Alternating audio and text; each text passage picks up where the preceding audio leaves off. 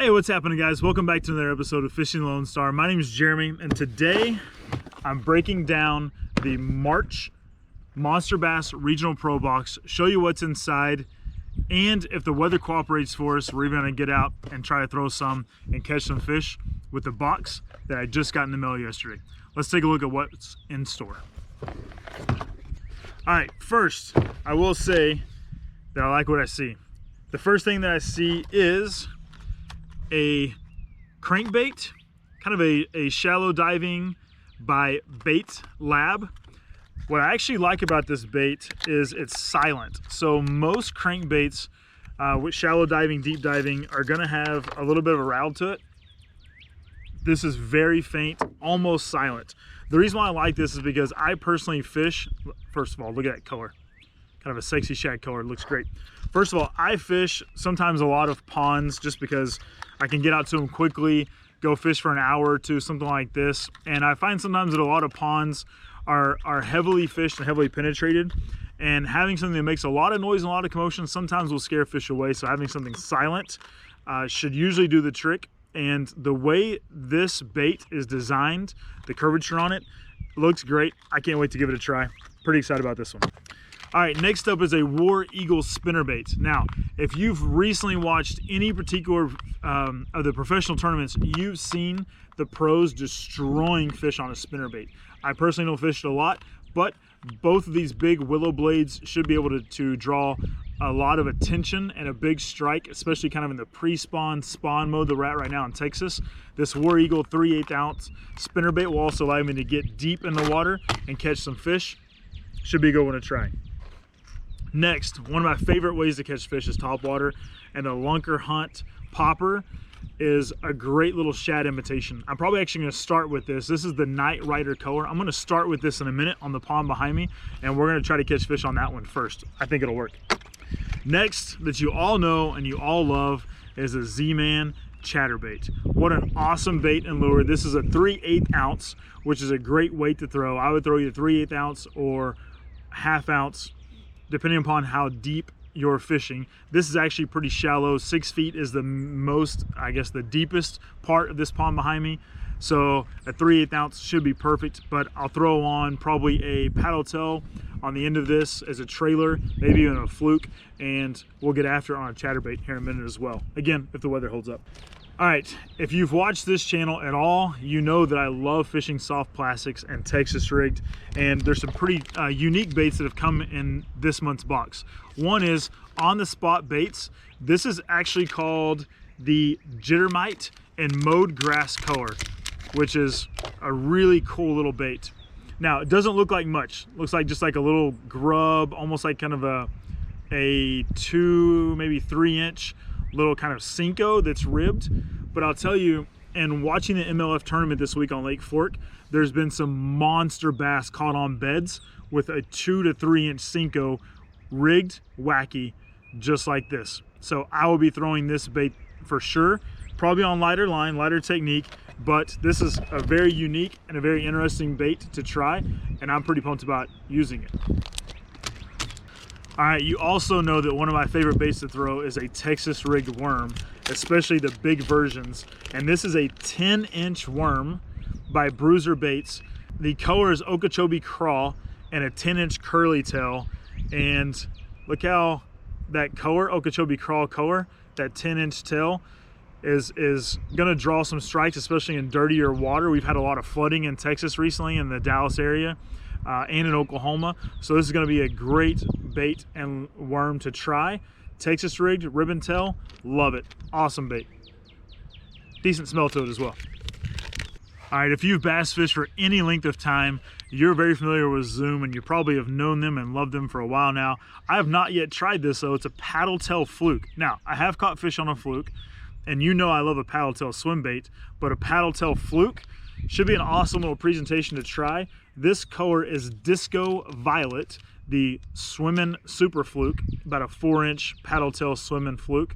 Should be awesome to throw weightless, but to also give a little more action than a normal fluke would, which is why I always choose a paddle tail swim bait anyways. And I'll probably rig it on the Daichi red EWG hook. This looks like a 3/0 but a 4-pack of Daichi red EWG hooks I'll probably throw on this Super Fluke and maybe on these worms as well. All right, real quick recap and rundown. Got a chatterbait, awesome. Topwater popper by Lunker Hunt and that shad color should be great.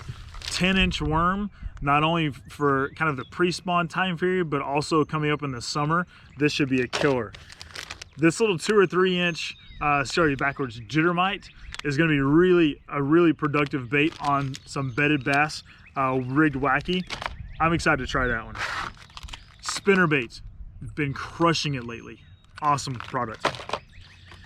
I'm really pumped to try this one. Bait Labs, kind of a silent crankbait. I don't know if I can throw it out here because this is about maybe 5 to 6 feet deep. This runs 3 to 6 feet, but I'll try it. We'll see if we can come up with one. But this is an awesome color, awesome new product. I think you're going to be seeing a lot more from Bait Labs coming up. Some Daichi red hooks that can go on that 10-inch worm, or you can put it on your swimming fluke.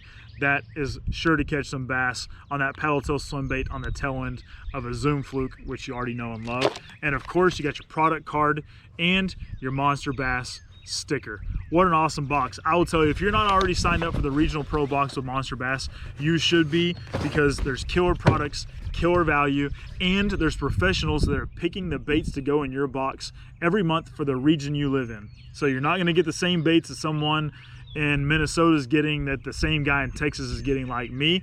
No offense to my northern friends or my Midwestern friends, but I want baits that are going to work in Texas and for my region, and for that I'm choosing MonsterBass in the Regional Pro box.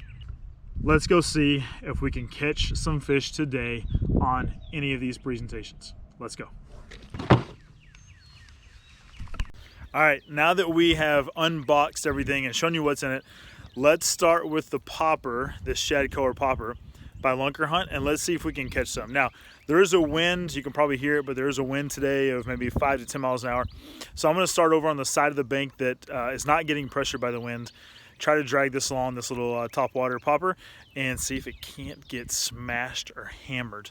All right, now I'm going to throw it on actually a spinning rod, just because my other bait casters are already set up for other techniques, and this particular rod has monofilament on it, and I would highly advise throwing braid or mono on topwater. So let's go try that bank behind me, see if we can't catch one on this popper, and then we'll move on to some of those other baits. Okay, one thing I'd highly recommend when you're out pond fishing or bank fishing in general is, before you just walk right up to the bank, is make a cast or two, see what's out there. Now right now I'm probably 15-20 feet from the bank. I'm gonna go and make a cast. I've got a tree here and a tree there, double trebles here on this hook, so I'm not gonna cast too close to the bank, but I'm gonna just try it right in this area first and see if there's something that might be hiding or lurking right around the shoreline before I just walk up and spook it.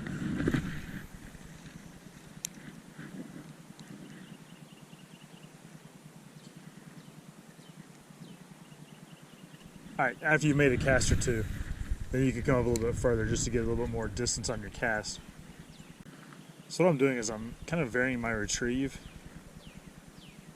from kind of a louder pop to also a little bit of a walking motion, and then also just kind of killing it a little bit. And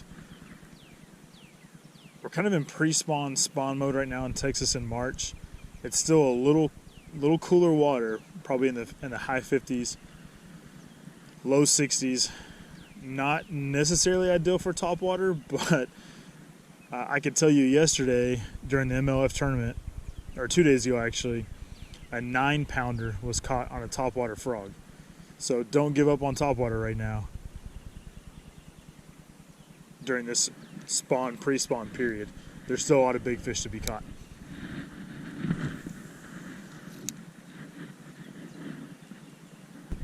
Now with the popper, I would highly recommend working it down a bank line, just because you're going to find majority of fish that are going to come up and hit a topwater, for the most part, generally speaking, are going to be parallel to the bank line. So that's how I would work a frog. I would work a popper the same way. I'd work it up shallow and work it down bank lines. So I'll tell you, I actually started on this combo right here. It's a Silver Max reel, spinning reel by Abu Garcia, size 20. On, I think this is a $50 rod by H2O Express by Academy. Just a little medium action rod, and from swim baits to poppers to worms. I mean, just your normal everyday pond fishing setup. It's not a bait caster. For those of you that don't like bait casters, this is a great starting combo for $80 maybe.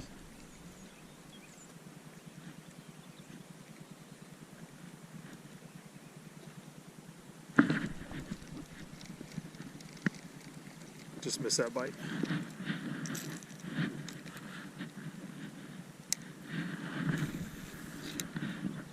So we can get back in there again after it. Alright, I missed a bite on that Lunker Hunt popper. Should have caught it, but I think I jerked away from it too soon. But this is a great little action. It's got a cupped lip, so you can jerk it hard and create a good splash, but you can also twitch it and walk it pretty well. I like it. It's a great little popper, great little color. That shad imitation, I'll be throwing this a lot, especially as the water gets a little bit warmer. Surprised I even got a bite on it today, just because it's top water. But let's go try that white fluke and see if we can catch something on that. All right, we got that white zoom fluke, Texas rigged on that Daichi hook. Let's go throw it in that same spot we just missed that top water blow up, and let's see if it'll come back and hit this fluke and we can catch one on here. Let's give it a go. Now I really like the idea of throwing this fluke weightless because it's got a paddle tail swim bait, so I can kind of jerk and create a little bit of action with it at the same time. I can also let it sit and somewhat suspend. Now it will sink a little bit just because it's plastic and it's heavy in itself a little bit. But I can also do kind of a slow, steady retrieve with twitches.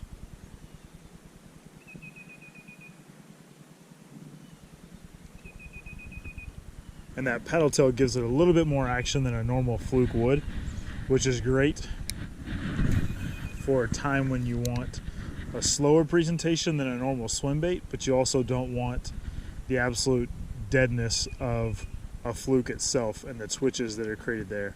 So nice little in between. All right, I really like this swimming fluke. This is a great bait. Really good setup on this hook. Didn't produce any bites today, but for the sake of time, I'm going to try maybe the chatterbait next and then that small worm. So just because I've only got about an hour to fish total, I'm giving each one about maybe 15-20 minutes and moving on to the next, trying to find 3 or 4 of these baits that I can try to fish out here to find a bite or two. So like this a lot, this swimming fluke. I will be buying more of these in different colors to really throw around a lot of hydrilla and grass. This is a great presentation. This bait's going to catch me a lot of fish, like a lot. All right, next we're going to try the chatterbait. It's a 3/8 ounce. I'm going to pair it with a mini swammer by X Zone Lures in the 309 color. I think these are going to pair up nicely. This came in the box. This I was introduced to X Zone a couple months back in a box, and then purchased these. This particular color from X Zone. It's a great product. I really want to try this crankbait from Bait Labs. Unfortunately, this is just not the right place to try it, but I will be throwing this a lot upcoming soon. Really love the color, totally legit. I love the action in terms of the way it's designed. Sorry, not the action, but the design and the curvature of this bait. I'm anxious to throw in this one. But for now, let's tie on the chatterbait and see if we can land one. Now, I'll be honest with you, I'm not... you're gonna think I'm crazy. I'm not a big chatterbait guy. I've not ever really had just a ton of luck on a chatterbait. Probably one of the select few that would tell you that. But I don't know. We're gonna try it anyways and see what we can come up with. Now, what I always do when I rig these is I always kind of measure exactly where my bait, I'll get a little bit closer, is gonna go on the hook to there, and where that hook ideally is going to come out, and it's going to come out somewhere between this second and third rib. So I'm going to pull that hook put that hook onto the bait and have it come out right around that second or third rib, and that should give me a good lineup. Let's see if I can do this on the first try. So down the middle, feed it through. The bait will automatically slide up the hook. Try to keep it centered. Come out right in between, as I mentioned, that second and third rib. Push that all the way up on top of that hook keeper. On there very, very well. And there is a perfect presentation for my chatterbait. Alright, let's get it tied on. With a chatterbait, when you're fishing, you can feel that vibration of the blade coming through the water, and you want to try, especially this time of year, to reel it about as slow as you can while still feeling that vibration. I actually hit some grass, so I jerked that one up a little bit too soon. But you want to reel it as slow as you can while still feeling that vibration in the water. That'll allow you the bait to move, to shimmy, and for it to stay in the strike zone as long as possible before you're pulling it out. Now, for me, I normally probably reel a chatterbait too fast. That's probably why I don't have a whole lot of success with them. But you can feel it when it hits grass. You can feel it when it hits a stump or cover, because you can feel that blade stop. But you can also feel it when a fish hits, that blade also will stop. And sometimes that's how you know you've got a fish on or a bite.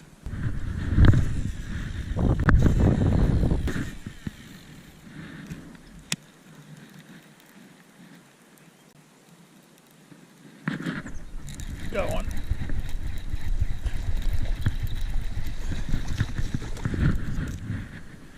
Yes. Right there on the chatterbait. Got him. So that time, it's interesting. I was pulling it, and he actually had eaten it and was swimming with it. I actually saw my line moving. That's how I knew that he had that. That little guy absolutely destroyed that chatterbait. Man, I think he wanted it just a little bit. Goodness gracious. Alright, let's let the little guy go. And he's off. That fish destroyed that chatterbait. I mean, absolutely destroyed it. So, just then, so you guys know what the bite felt like. Felt that fish hit it. Actually, I did not actually feel him hit it. I felt the blade stop, and it started moving sideways. Started swimming off with it. And set the hook, and he had it big time. So moral of that story is, when you feel the chatterbait blade stop, go and do a quick hook set.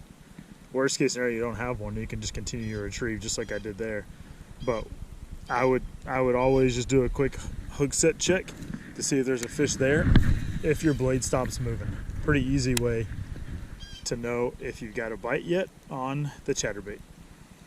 Caught one small fish on the chatterbait with that Egg Zone mini swammer trailer. That was an awesome catch though, because that fish annihilated that bait. I mean, like, completely engulfed it. As small as that fish was, tore apart that 3/8 ounce chatterbait. That was a cool bite. All right, this month's box was packed full of some awesome baits, especially for this time of year, from pre-spawn moving into spawn here in Texas. I'm going to catch a lot of fish with those baits that are in that box, and I'm pretty pumped about what was inside of it. But thanks for checking out this video. Please subscribe, help me grow the channel. Please like, comment below which of those baits in the box you think you would like to have or would love to be able to catch fish with. And if nobody's told you, God loves you, and so do I. Until next time, peace out. If I don't drop them,